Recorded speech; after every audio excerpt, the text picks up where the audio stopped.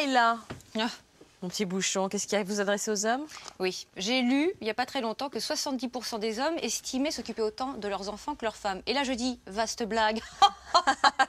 Bref, donc j'ai lu cette petite phrase l'autre jour, et il se trouve que hier soir, donc chérie a enfin gardé bébé, et j'ai pu enfin m'éclater avec ma best friend Cécile, célibataire.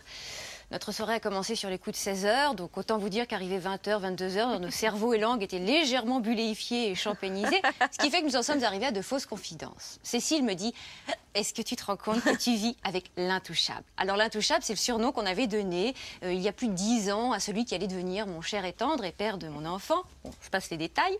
Et elle enchaîne, elle me dit, non mais vraiment, t'as un papa, c'est vraiment un mec génial, il est présent, dispo, et en plus c'est un papa d'enfer.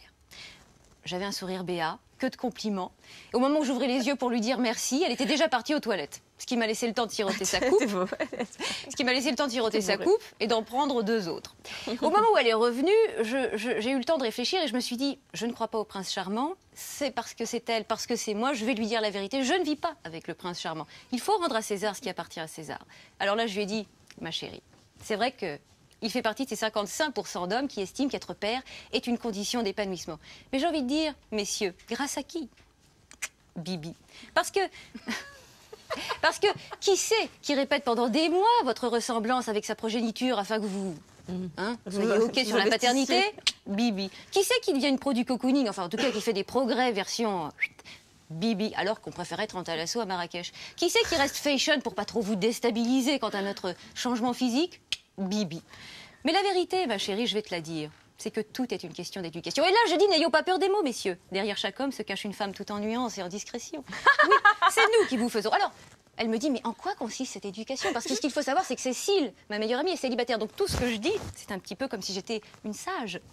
Eh bien, je dis, cette éducation consiste à ne jamais lâcher la pression. Parce qu'il faut savoir une chose, Cécile. Un homme heureux est un homme qui s'empâte. Et alors que nous, il nous est obligé de ne jamais nous laisser aller, eh bien, il faut, pareil, pour lui, faire la même... Il faut toujours le motiver. Alors, attention, il était 3 h du matin et je lui dis, partant du principe que son sexe est le cerveau de son instinct, alors... J'ai dû répéter plusieurs fois la phrase parce que j'étais prise de léger hoquet et que je voulais que Cécile comprenne bien le sens profond de cette pensée. Il faut faire en sorte que son instinct sexuel, auquel nous, en tant que mère, nous faisons vraiment attention, afin qu'il ne se ramollisse. Cette phrase, hein. Si, le sexe de l'homme et le cerveau de son instinct. Donc l'instinct sexuel de l'homme, il faut qu'on le motive, afin qu'il ne se réduise pas à un pauvre fantasme, à nous imaginer, par exemple, dans une nuisette, dans notre cuisine, passoire à la main, dansant sur un air de bidinette. Ça peut être drôle, hein. C'est drôle, mais en même temps, je dis, secret de femme, afin que donc son instinct sexuel soit plus motivé, je préfère, moi, un genre de déshabillez-moi, beaucoup plus glam, beaucoup plus smart, qui fait que votre homme est fier et fasciné devant cette femme assumée, forte de son droit au vote, de sa revendication au même droit salarial, même si elle est au foyer. Bref.